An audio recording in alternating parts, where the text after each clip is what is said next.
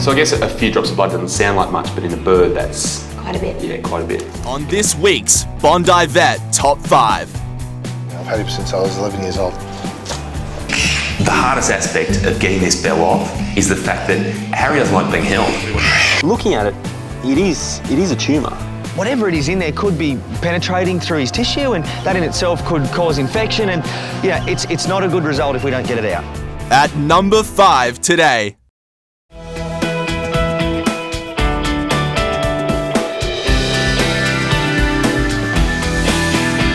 Bit of a dramatic morning. I've just had a call from one of the keepers, and Cameron, our cormorant, got himself in a bit of strife. Looks like we might have to catch him, but never a dull day at the reptile park.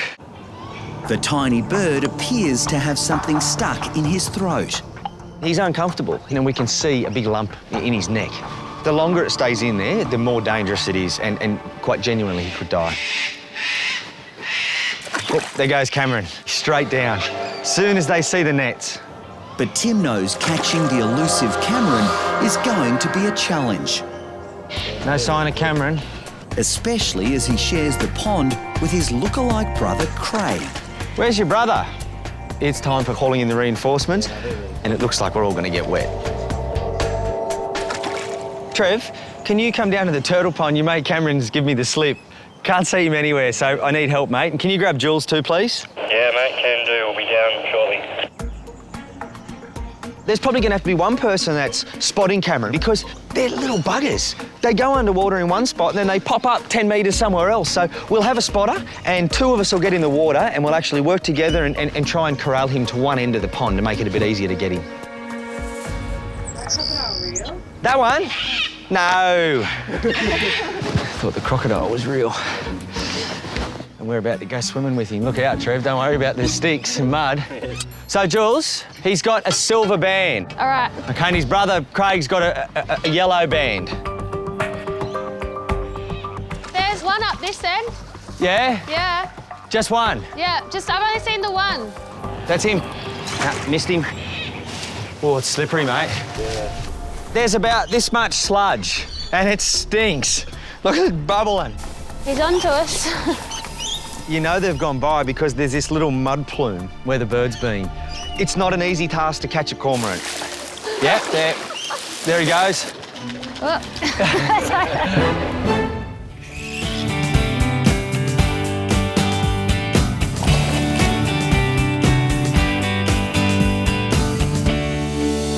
There he goes. Oh. Okay, well, let's hope that that's Craig, and let's keep trying to get Cameron in here. At the Australian Reptile Park, Trevor and Tim are no closer to catching Cameron the cormorant. That's him, that's him. The little bird has swallowed something that has caused a dangerous swelling in his throat. There's a lump that wasn't there a day ago, so it's a real worry because anything stuck in the throat, let's say we feed him, that food might get stuck as well and simply could choke. After 30 minutes, the fast-moving Cameron is still giving Tim the runaround. There's one. Look, right there, you cheeky little fella. They dive underwater and hide. It's not an easy task to catch a cormorant. OK, he's up under the bridge.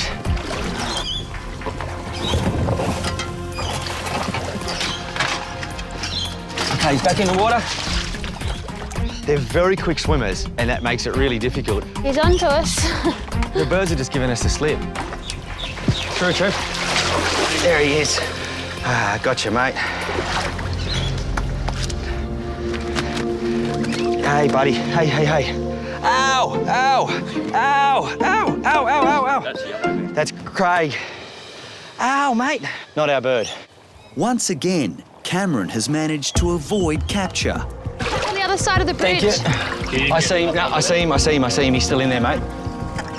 Would you jump over the other side? That's him. Yeah, that's him. That's him. Ah. Hey, settle down, mate. Ah, straight away I can feel it. Look at that. Geez, that must be hurting him. Yeah. Look at it. There it is. Yep. OK, let's get him up. As much as we pick up every speck of rubbish that's around the place, there's stuff that might filter through with the water that's been dropped, and it could be anything from, you know, a chip packet to a dummy.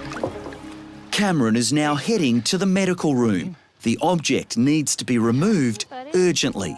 Just put him right down in the bottom so he doesn't fall. There you go, mate. Righto, let's get him straight up the top. You guys ready to grab that stuff? Yeah. Whatever it is in there could be penetrating through his tissue, and that in itself could cause infection, and yeah, it's not a good result if we don't get it out. Oh, you guys stink. No more biting, so one of you want to hold him that way for me, please? I can feel it's actually got bends in it. Best case scenario, this just comes straight out and it's easy. Otherwise, we've got to take him down to the vet, knock him out, which has its own risks, and it's quite an elaborate procedure. I can't see what it is. The view down that throat is not that nice, but to prevent them from swallowing water and everything else, the throat actually closes. So, you know, we're talking a fair distance there now. Sorry, mate, that can't be nice. The worst case scenario is that it's ruptured something inside. Now, if that happens, he's not going to eat, he's not going to feel good, there's going to be big problems. A little bit more, just hold your tweezers there. I'm going to try and slip it over the end. Oh, yeah, I can feel it. Yep, up you come, keep coming, keep coming. Nope, that's it, down again. Lost it. It's a delicate procedure.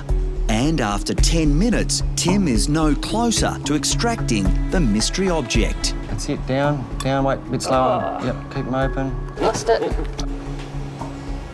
Hang in there, mate. Just want to feel again. Sorry, little buddy.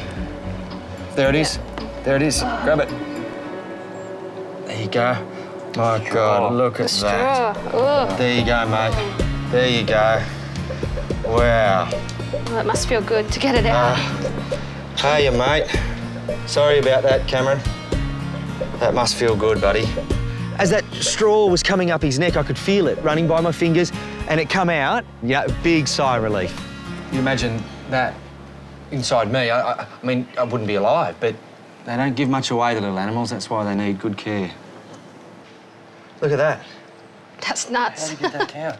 Oh, yeah, good on you, mate. That's what you should do next time you come across a straw. Don't throw your straws in the water. Oh, thank you. Wow. Hey, well, that's good, mate. That's a good result, hey? That's the best place for you, isn't it? Back with your brother. The little cormorant could easily have choked to death. Now he's been given the all clear and can return to his home.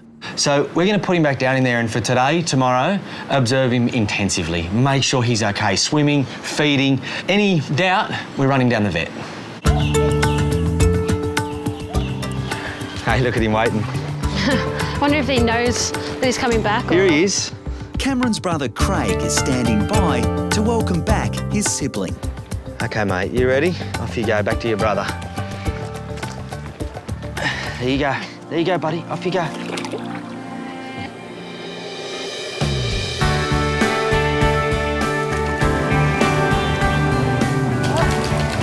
You got some fish there, Trev? Yeah, I do. I'm going to try and feed him. It's a good indication of how he feels. He's been through a lot and I wouldn't really expect him to feed, but I'm going to try. There he is. There you go, mate. Oh, look at that. That's great. I can't believe he just ate. That's totally unexpected. It's a really good sign because he feels good and the food, it's obviously not stuck in his throat, so it's going where it's meant to go. That's a good thing. See you, boys. Thank you. See you later. Number 4. Good boy. How long has he had it on there for? It's been about an hour. Harry the parrot is making an after-hours visit to the Bondi Clinic. Somehow he's managed to get a gold bell wedged onto his beak. So you've been trying to get it off? We tried it on me and my other half, but to no avail. But helping a stressed-out bird with a bling problem is not going to be easy. The hardest aspect of getting this bell off is the fact that Harry doesn't like being held. Come on. How do you get a bell off a beak from a bird that doesn't like being touched? That's a challenge. He likes to chew beads, so we're getting like mixed bags of beads, and I think the bell was in there. All right, so I'm gonna have to find a way here of basically catching him with my hands, but securing that beak, because that beak is quite powerful, even though it's got the bell on it. Oh yeah. I mean, you know about it when it gets you. The more Harry flies around, the more stress he puts on his whole system, and the more difficult it becomes for me. If we're going to get that bell off, it has to be quick, otherwise stress can kill Harry. This will be a tricky operation. Once the bell is dislodged, Harry could easily swallow it and choke. You can start by trying to lift up these little burrs here on the bell. Come on, Harry. No. Harry, don't swallow it. Don't swallow it.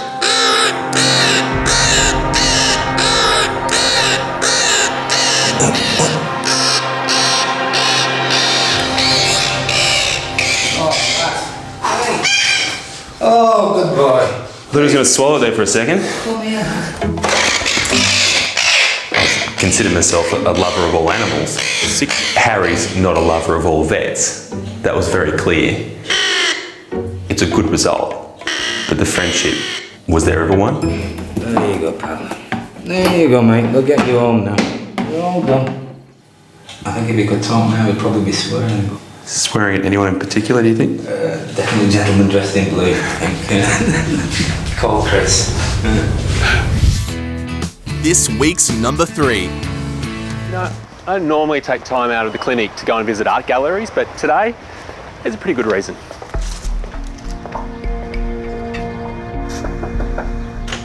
My saviour of the day, Chris. How are you? Oh, man, good to see you.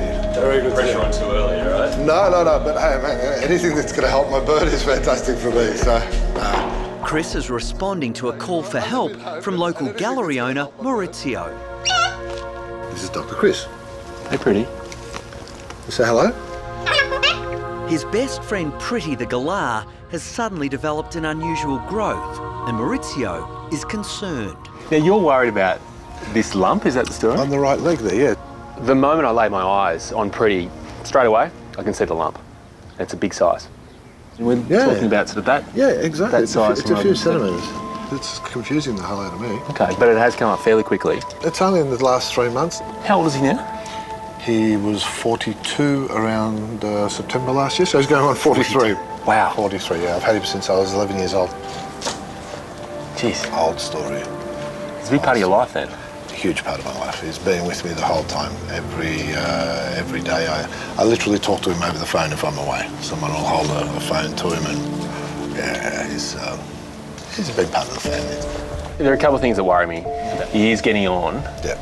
And look, in the same way as in people, the older they get, the more likely you are to have, I guess, more serious health problems. Exactly, issues. So, look, I think probably that the best thing is to get in there with him. Need to get a good look at that lump, but also, importantly, get a feel of that lump too. Exactly, yeah. Exactly, yeah. A lump that appears pretty suddenly is cause for enough concern as it is. But when you add on top of that the fact that Pretty is 42 years old, which is really middle to late age for galahs, yeah, we've got reason to be concerned. It's all right, mate. We'll get Dr. Chris to have a look at you. In Wallara, Chris needs to examine Pretty.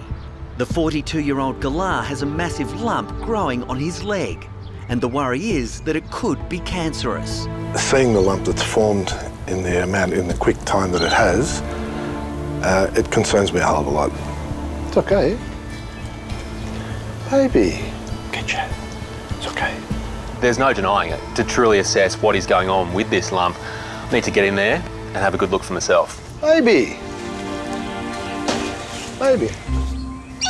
Given the fact that Pretty hasn't been handled for a number of years, it's not going to be easy.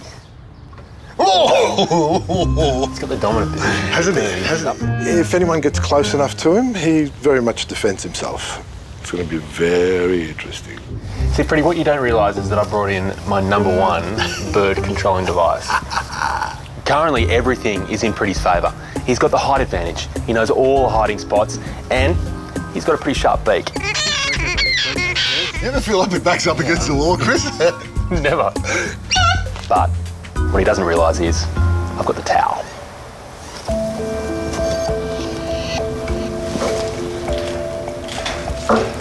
Let go. Let go. Good boy. Good boy. So we'll just keep you nice and relaxed there, buddy. With Pretty beginning to fret, Chris has to work fast. Even though I've successfully managed to catch Pretty, the fact is we cannot delay this examination. It has to be done quickly because stress for a 42-year-old bird could be fatal. That's okay, baby. So this is the lump here, and it is tucked away in a tricky spot. Chris is examining a lump on 42-year-old Galah, Pretty. He's hoping it's not cancerous. We're looking at about 3 centimetres by 3 centimetres. It's movable. Yep. See that? Yep. Looking at it, it is a tumour. There's no doubt about that. So probably the most important thing is to get a sample of that. The chances of me being able to catch Pretty again are pretty small, so everything has to be done right now, including taking a sample of that lump.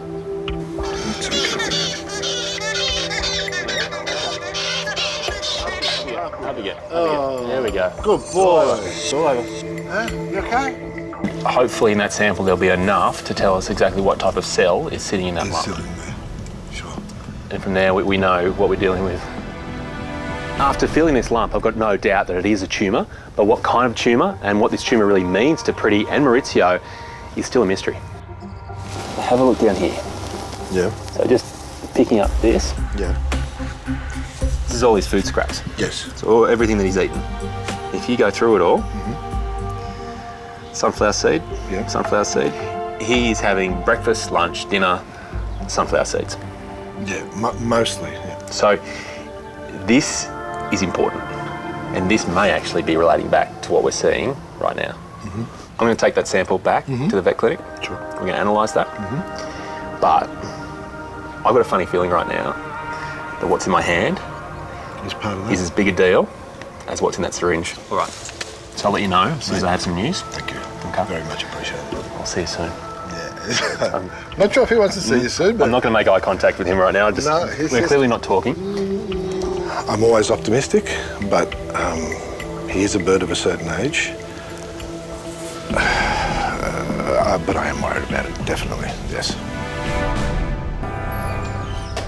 All right. Let's see what we've got. Really, when you're dealing with a 42-year-old bird, I guess anything is possible when it comes to a lump. So I'm nervous because we just don't really know what we're dealing with here, and there's a lot of emotion at play. At the Bondi Clinic, Chris is about to test the cell sample taken from Pretty the Galah. The beloved pet of Maurizio recently developed a lump on his leg, and the concern is that it could be cancerous. It looks like a kid's science project, but what I'm doing is actually using different coloured stains to essentially illuminate different parts of this sample. By doing that, I get a clearer picture about what's happening. Okay, let's take a look. That's interesting. So wherever I go, I'm seeing two things. Red blood cells, which are obviously meant to be there, but these white-looking cells, and they are everywhere. And even though they look like they're thousands of bubbles of nothing, they are something. And what they are is fat cells. And right now, that's all I need to know. Pretty, look who's here. Hey, Pretty. Il dottore. Hello. How are you? In Wallara, Maurizio is about to find out what the future holds for his best mate of 42 years, Pretty the Galah. So I do have the results from that sample we took. It is a lipoma. Essentially, Pretty has a lump there that's made up of fat cells. Okay. Now, that can continue to grow, Yeah. and it can get to the point where it starts to affect his life. What's happening is that he's eating like a king. He's eating sunflower seeds day in, day out. They're all over the base of his cage there. That's right, which are 30–40% fat. Yeah. So for him, he's eating all the calories he can possibly squeeze into that little body of his, but he's doing nothing about burning them off. About burning them off. And what happens in a Galah's body when they get to this sort of stage is they actually start to produce these fatty lumps, almost out of desperation, as a way of sending the fat somewhere. So I could get in there now and operate, remove this lump. But he's 42 years old. What I think is going to be as effective is doing something else. So this is essentially the best medicine we can buy for Pretty right now. Yeah. Take these. Jeez. Silver beet. Some spinach, Well, wonder drug. some kale. Kale? All right. So Oh, good. that is going to be what keeps him happy during the day. Not happy with this. And now one thing I have to ask you too, let's for argument's sake, not for argument's sake, he loves his pasta. He loves pasta. Tell me this. He really loves pasta. Maurizio is now telling me everything that he's ever fed Pretty. It's like some sort of confessional. And it's shocking. So what else does he love? He likes steak too. He likes the fat off the steak as well. If I can give him sort of spinach and ricotta agnolotti, he doesn't mind it, but he likes a good veal tortellini. Baby, tell him that you like pasta. Tell him, it's not my fault. Will you say something in my defence, please? The tricky thing here is that Maurizio truly believes that he's been doing the right thing for Pretty by giving him what he sees as being a balanced diet. But there's no other way of looking at it. Pretty and Maurizio have ultimately been feeding this tumour. So he's going to eat himself skinny with this correct diet. He's not going to like me. He's going to get dessert spoon of millet. Stalk there. Pretty's path to enlightenment is pretty simple. A dessert spoon of millet twice a day, and then green veggies. Kale, silver beet, spinach, readily available.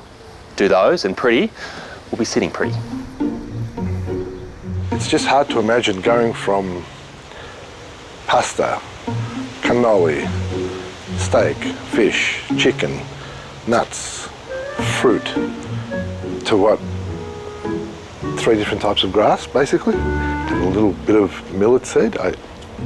It's going to be very interesting, very, very interesting. But the reality is simple. Unless Maurizio stops feeding Pretty fatty food and puts him on a strict diet, the senior citizen won't survive. You have to promise me, no matter how much he complains, no matter how much he talks to you, no matter how much he probably asks, And he will. possibly in Italian, for pasta, Exactly. you cannot give in. Because if you give in, you shorten his life. Yeah, exactly. Look, whatever needs to be done, as you said. You know, it'd be ridiculous to take his life to this extent and not let him live it out. Did you just go... It's a bit of an Italian thing when you sort of go like, yeah, baby, huh? What's going on? Oh, it's going to be difficult. Definitely going to be difficult, but difficult versus health and life, there's going to be no comparison between the two. So I have to do something about it, and we are. This Italian Australian is now eating salad. Pretty's already diving headfirst into his new diet and his life plan. But I really feel like the big test here is Maurizio. If he can not give in to temptation, if he can stay strong, then we've got a real hope of shrinking this tumour. Ta-da, baby. Thank you, Dr. Chris.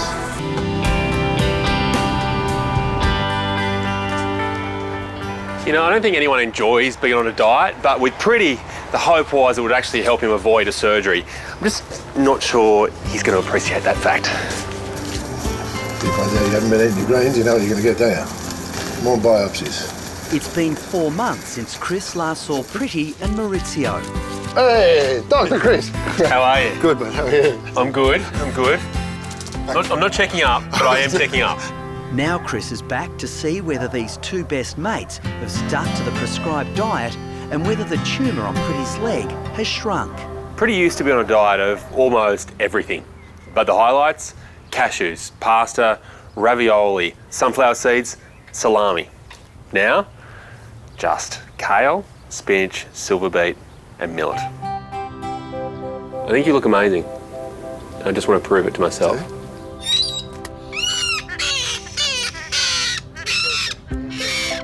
There's not much of a swelling there that isn't his leg.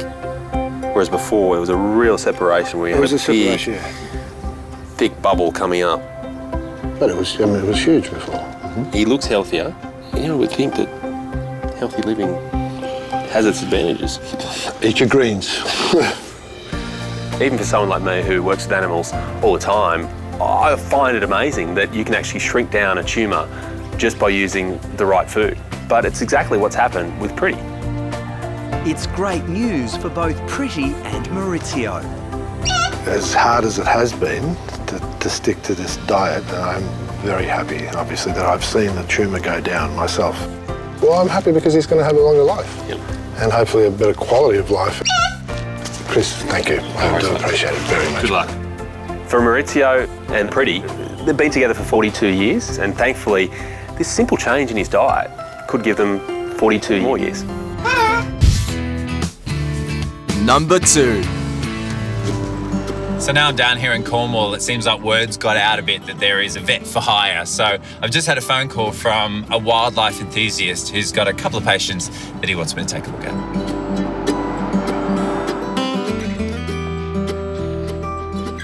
Morning, sweet cheeks. Breakfast. Hello. Who's a good girl? Gary Zammit is the head ranger at Feed and Farm, which is dedicated to the care and protection of Indigenous UK wildlife. Good morning, Rodney. He's invited Scott today to help with 2 of his rescue rooks. What are you doing? The great thing about rooks is they're intelligent, they're extremely affectionate, and they're one of our really beautiful native birds in Britain. Hi there, Gary. Hello. How nice are you? to meet you. Good to meet you. I'm Scott. Cheers. And who's this awesome creature? This is Rodney. So this is Rodney. One of our rooks that won't need any of your attention today. Yes, well, he's looking fine. very healthy. I mean, it's very clear. Rooks are part of the crow family, aren't they? With magpies and ravens and things. Yeah, that's right, yeah. And so they're very, very smart, aren't you? And normally, you think of them as a wild animal. So why is this guy on your wrist? Well, they're all rescues that can't be released. So this one was actually found when a tree blew down in a storm, and he was the only chick found alive. And so he was reared from a tiny baby. So he's totally what we call imprinted, so he thinks he's human. Hence the human name. Yes, hence the human name, Rodney. Yeah. You're handsome, aren't you? Will you come and say hi to the vet? Will you? Oh, you're taking a little nibble out of the vet. Well, luckily I'm not here to see you. Put your hand behind him, he'll probably step up. Hello, mate. Wow, he is gorgeous, isn't he? All right then, Rodney, you're going to come and introduce me to the team? Yeah? Shall we go? Come on then. Come on then, buddy. Come on this way. Here we go. Come on. Hey. Hello, guys. Hello, sweet cheeks. Come on then, what have they got for you? The first patient is a rook called Sweet Cheeks, who was rescued after living most of its life in a cramped cage. So if I can just go. Good girl, gotcha. Good girl. I can have a little tea towel. Just cover her eyes. Yeah. That'll calm her down a little bit. Sweet Cheeks is probably one of the worst cases I've ever seen. When we got to the house to collect her, the whole place was absolutely filthy. There was a cage jammed in a dark, dingy room with cats climbing over it. And when we got her out of the cage to have a look at her, we saw the deformed beak, the deformed legs and feet, and she was just a mess, basically. But I can see that malocclusion there and that they're not actually lined up correctly, which is why we're seeing this knot wearing down. Mm-hmm. Okay, just need to trim that end off, don't we? Yep. Poor girl. And just whilst we're there, can I just have a look at these feet? Oh, bless her, look at those. I mean, they are mangled, aren't they? Poor little Sweet Cheeks, hey? Deformed beak and then this incredible disability of these 2 club feet, but it doesn't seem to be affecting her. She's eating and happy just like the other ones? Yeah, she took a long time to settle in, mainly because she was terrified to leave the cage that she'd lived in for 8 years. So as this one's the one curling over the top, clearly it's not touching at all on the floor, which is why they're growing so long. But I quite like to have a cue as to how long a natural rook's nail is. So I might just see if Rodney wants to come and help me with that. Okay. Come here, mate. Do you want to come and model your feet? Never thought you'd be a foot model, did you? Good boy. That's a good lad. Right, let's have a look at your nails. Okay. So just looking at little Rodney's nails, they're about a centimetre and a half or so. So that's a good guide for Sweet Cheeks, isn't it? Yeah, it is. Yeah. Do you want to do it? No? Okay, I'll do it. Right. Okay, good boy. Say to about there. Try that. Okay, good. So poor little Sweet Cheeks is suffering with these very long nails because she's got these very deformed feet. She's had an awful life up to now until she's come to be in Gary's loving arms. And the toes are very deformed, and so the nails aren't wearing naturally on the ground or on perches, and as a result they overgrow, which is why we need to trim them. Good, that's good, I'm happy with that. Rodney, what do you think? Hey? I think you probably could have done better. Hey, all right, so now for that beak. About there, what do you think? All right, sweet cheeks. That's it. There you are. I know, it's okay. This side is really off to the left here, so all that is just deviating off to the right, and clearly just not rubbing the way it should. Rodney, I'm trying to work. He wants attention. I'm nearly there. This is twinging my perfection gene, so I just want to make her beak look absolutely perfect. It does look so much better already. Look at that. Ta-da! That's better, isn't it? Oh, I know. What do you think, sweet cheeks? I think that's a rook for unimpressed. Yeah, I don't think she's impressed at all, are you? Good girl. Girl, well done. All right. That looks a lot better. Oh, clip nails, sorted out beak so she can go. Good girl, well done. Come on in. Easy, easy, easy. There you go. Oh, that looks better, doesn't it? Oh, thanks, Rodney, for the present there, eh? Didn't they say something about it's good luck to be pooed on by a bird? I think that's what people that haven't been pooed on say. Yeah. Ow, that's not very nice, Nelson, is it? Gary's next patient for Scott is Nelson, who has a far more serious problem with his wing. There we go. And Nelson was brought here by a lady who found him just running along a road with one wing drooping. And when she got closer, realised that Nelson couldn't actually take off. Nelson's wing just seems to have drooped more and more with time. And unfortunately, it's getting to the stage now where it's tripping over the wing gets tangled. And then you have the dilemma, do you just euthanize it or do you see what you can do? You just have a good feel. So you've just been trimming the feathers just because she's been tripping over them? Yeah, it just takes the weight off it a bit. It just feels quite wasted, so sort of a section of muscles called patagium, and it's maybe it's been affected at some point, so rather than there being an obvious break, it's just weakness, and so the wing has just dropped down. Yep. But unfortunately, that muscular structure also contains nerves, and if the nerves are irreparably damaged, then unfortunately never will this rook be able to use the wing properly. What I do think is that he suffered a neurological injury. There's something called a patagium, which is basically a sort of a thickening of nerves and tendinous structures that runs down from the shoulder all the way to the wrist joint, the metacarpal. And I wonder if he suffered an injury there, it's damaged the nerves irreparably, and now he can't move his wing properly. Therefore, I would actually suggest amputation, removing the wing completely. He's never going to be releasable, but I just feel with the wing gone, his quality of life's going to be better. All right, let's put this boy in the box. Okay.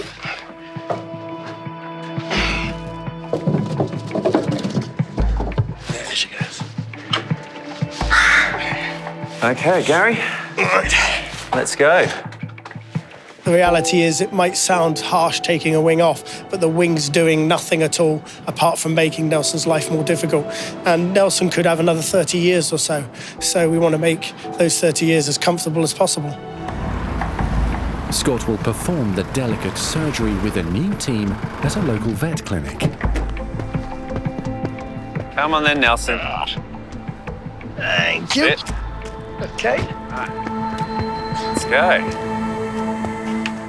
Come on in. Hello, everyone. Afternoon. Hey, gang. Hi, I'm Scott. Hi, Steve. Hi, Steve. Nice to meet you. Yeah. This is Gary. Hi, Gary. And this Nice is to my meet you. rook patient, Nelson, who needs a wing amputation. Okay. I think Claire's in the prep room ready for you, so if you want to go through, it's perfect. Great. All right. Thank you very much. Thanks very much. Come on. Let's go. I've drawn up the drugs ready to go there. All right, so ready to Waiting to assist Scott are vet nurses Tash and Claire. X-ray and then prep afterwards. Well, hello. Hi. Hi, I'm Scott. How you going? Hi, nice to meet you. Claire, hello. Hi, Tash. Hi, Tash. How are you? So this is Gary. Nice to meet you. And Gary has a rook patient, okay? So Nelson needs a wing amputation. So if you pop him up there and say your goodbyes. Okay. See you later, Nelson. Yeah, he's nice and calm. Okay. There you go. All right, take it easy. We'll see you on the other side. Okay, All right. thanks. Cheers, Gary. Cheers. Where are you, mate? There you are. There you are. I've got you. I've got you. It's okay. Okay, okay. Okay, I've got him. Shh. Yeah, got him. There he is. Isn't he incredible? Yeah. That, as we know, anaesthetics in birds can be quite risky. This guy seems pretty chilled, however. It's really calm, isn't it? He's really calm, and hopefully we'll all be cool, calm, and collected. One of the big things with bird anaesthetics is that we need to just do everything as quickly as possible because they're very delicate creatures. We want the anaesthetic to be short and we want them to wake up quickly. So everything needs to move at pace. So this smells gross, all right? But then you'll wake up feeling much better. Which that seems pretty good fit, actually. So I'd let you know when he's going a little limp. I'll know that because he's really got good hold of my finger. Breathe that in. Yep, he's going a little limp there. With Nelson now under anaesthetic, Okay, all right, happy, Tash? All right, let's go. Scott can get an X-ray of the bird's damaged wing. That is just the weirdest thing I've ever seen. Where's this bit of bone gone, Nelson? Hey? I'm really perplexed by what I'm seeing because he doesn't have a part of his humerus. It is literally not on this X-ray. It's so unbelievably weird. I really don't know why or how that's happened. All I know is it's going to make the amputation easier because he doesn't even have bone to cut through. So, happy days, but super weird. So, ladies, a little bit of a turn up for the books in that the humerus already has a gap in it. So, I thought it was very strange when I was feeling it then, but that's clearly why he's not been able to use his wing because it's simply not attached to the rest of his body. At least there's a good reason for it. Yeah. Right, Yeah, and it means less work for us. Yeah, perfect. Yeah. All right, Okay. I'm going to get changed into my vet gear. Okay. You guys keep bucking. All right. Okay, he's stable. He's got really good sound, strong heartbeat. Regular, Brilliant. that's good. Good.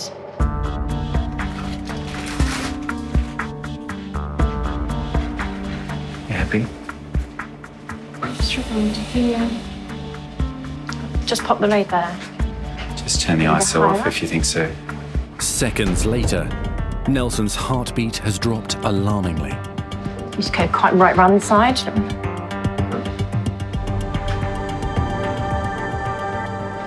Just can't hear it. I'm struggling to hear. In Cornwall, the operation to remove Nelson the rook's wing has taken an alarming turn. I just can't hear it. I don't know whether it's just my hearing, if it's that light. As we're desperately waiting to hear from Tash so she can hear Nelson's heartbeat, just time starts to stand still and every moment feels like hours. I don't know if I can just hear machines. Yeah. Turn the ISO off. Just turn the ISO off.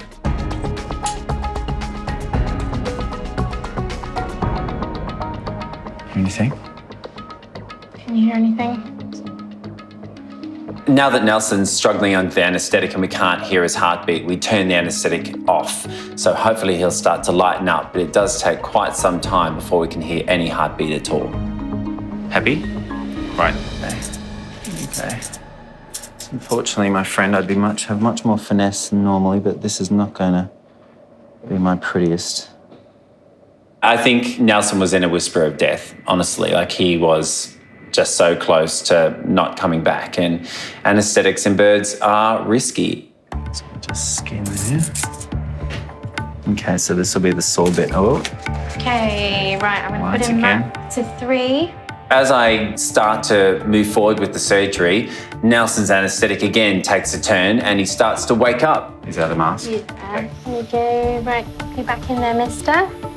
We react by increasing the anaesthetic and then he goes down again, but it's a hell of a roller coaster ride. Okay, girls. Okay, you ready? Yep. Yep.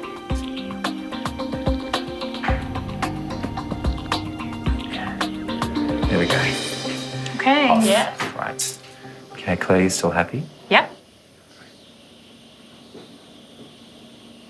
So that's the last stitch, so let's wake him up. I don't know about you two, but I nearly had a heart attack doing that. Yeah, pretty scary anaesthetics, Oh. yeah. Wow, we did warn Gary. I don't know if we warned ourselves. No. Like we come supposed to be the harbingers of death. We want him to see the light. Come back towards the light. Come on. the shock sometimes that can kill them after the operation, right. which is the recovery is sometimes the more risky part, isn't it? Which is, Nelson. Yeah, he's coming. He's coming. Okay, mate, come on then. That was hellishly stressful. And honestly, I feel like we've literally saved this guy's life a couple of times during this procedure. And now, hopefully, if he comes through this anaesthetic, he's going to make a full recovery. Yeah. So I think we can all feel very proud. There we go. His eyes are open. His eyes are open. Look at that. He's a fighter. Say hi. Feel better now. Hey, you must say thank you to the girls. Hey, thank you for saving my life. Hey, hey, you've given all of us grey hairs. Yes, you have. A truly incredible experience has happened here in Cornwall with this rook because it was a very short anaesthetic on a bird that needed a surgery. It was absolutely right to do it, but to go through it with strangers and come out of it with 2 new friends and a rook that survived without the wing that it didn't need, it's an absolute miracle. So here he is. Looking a bit smaller. Yes. So the girls and I have just completed an amputation, so you can just see the site under there. The girls did an amazing job at plucking. So, and Gary, I've got some very odd news for you in that actually he was missing a piece of his upper forearm. So his wing wasn't actually attached to his body. It was only attached by skin and sinew and muscle. But the bone literally disappeared. I don't know where it is, but it's not in your bird. Oh, right. But after some, shall we say, anaesthetic challenges, girls, we'll just leave it at that. Yeah. Anaesthetic challenges, Right. we've managed to get your boy through and we're just Brilliant. chuffed for you. We're that's very, brilliant. very proud of ourselves and of him. And now we want you to take him home and give him lots of love. Brilliant. That's All right. lovely. Thank you. Okay, let's pop you in. Good boy. All right, in you go, lad. In you go, lad. That's it. Good lad, good boy. Girls and I are going to the pub. Seriously, pub. We've been promised a beer. Yeah, at least one. You've earned it. Brilliant. Right. Thank you. Cheers, Gary. Lovely. Good on you, mate. Thanks a lot. All the best. Cheers. Thank you. We'll come and visit him. He's only up the road, so. Yeah, please do. Bless him. Cheers. Thank Bye. you. Okay. All right then. Come on then. Bye, Nelson. Bye, Nelson. Bye. Oh, right. I'm never doing a rook anaesthetic ever again. Nor am I. Although, can I say, girls, high five. Good morning, Nelson. How are you doing? There you go. Good. Next morning, over at Feed and Farm, Nelson the rook is recovering well from his amputation surgery. You're looking good, aren't you? Have some breakfast. Hey there, Gary. Oh, morning. How are you? Yeah, good. Right. Yeah. How's my rook patient doing? Brilliant. No, really, really good. Mate? Oh, he looks fantastic, doesn't he? Yeah, so much more comfortable looking now. Yeah. During a tense surgery, Scott had to remove Nelson's deformed wing. Today, Nelson is looking absolutely fantastic. You would never know that he's been through quite the bumpy ride that he has, and he seems fighting fit. That's it. And then there's that little suture line in there. Looking good. Very small, really. Yeah, I'm surprised how small that wound is. Right, mate, you can go and see your mates, hey? Go and find that girlfriend of yours, hey? Come on then, let's go. Good boy. Hello, team. Hello, Rodney. Hello, champ. Look, we got your buddy back. Look. Look. Hi. How are you this morning? Hello. Look. Look, it's Nelson. There he is. There's your buddy. There he is. Yeah. All right, Nelson. You go find your girlfriend now, buddy. Okay. And there he is. Fantastic. It's great, isn't it? Yeah. So, yeah, that's his mate there calling now. Gary, thanks so much for the opportunity to perform this procedure on your rooks and for sharing your passion, because now, being with these guys just for a couple of days, I can really see where that passion comes from. They're awesome. That's great. No, thank you. I mean, Nelson there's looking great. He's going to be a lot more comfortable.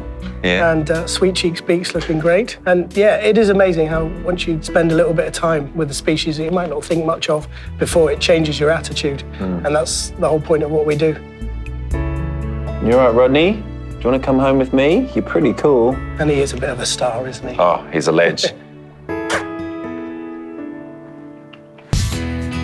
And this week's number 1. You don't tickle her head in the right spot, she lets you know. At the Bondi Clinic, a new patient has arrived for Chris, a pet cockatiel called Cheeky. We go almost everywhere together. Shower, shops, bike riding, car, bank. Yep. Do you both want to come through? Who do I ask, Cheeky or you, Brenna? Both. Both, okay. I've noticed some drops of blood today on the bathroom floor, so she is bleeding, not from her feet, I think from her genitals, so I was really quite worried about that. Oh. You sort of just have to tell her, not ask her. That's Oh, really? Yeah. Gotta be firm. Yeah. She's a strong woman. She is. So if you just tell her what you want to do, she'll do it. She likes assertive men. She does. It's always been a problem. Come on. Now, Cheeky, no. Yeah, you're gonna get up there. Thank you. That's the way you go. It's how you treat a woman. So I guess a few drops of blood doesn't sound like much, but in a bird, that's... Quite a bit. Yeah, quite a bit. Okay. So I just want to have a good look at her. There is a little bit of blood around here. What's this going on? Oh my God, what is that? Chris has found the source of Cheeky's dangerous bleeding. At the base of that gap is a hole. Yes. And that's where that blood's coming from. Yes. So I think she's actually lost a feather. Sweet lamb. What we'll do is just clean it up with some antiseptic and just try and clean around the base of where that feather's come out.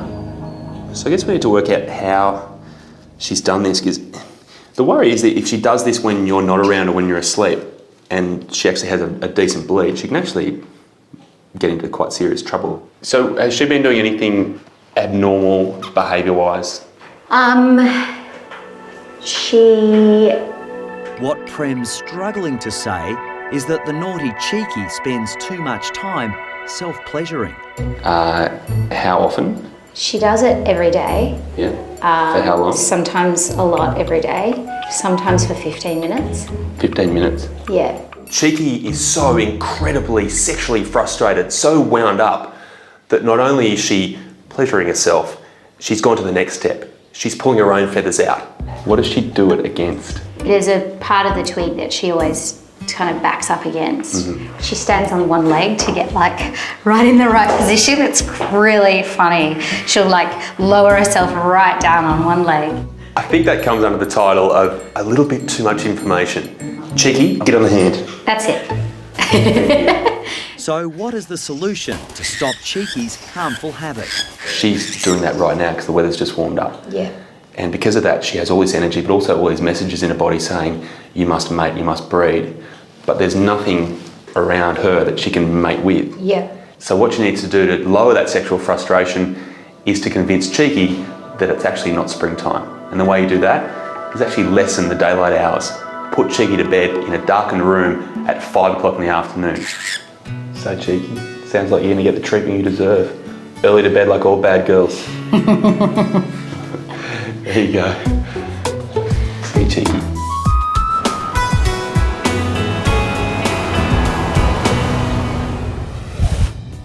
If you guys loved that video, great. Make sure you subscribe to our YouTube channel below. That way.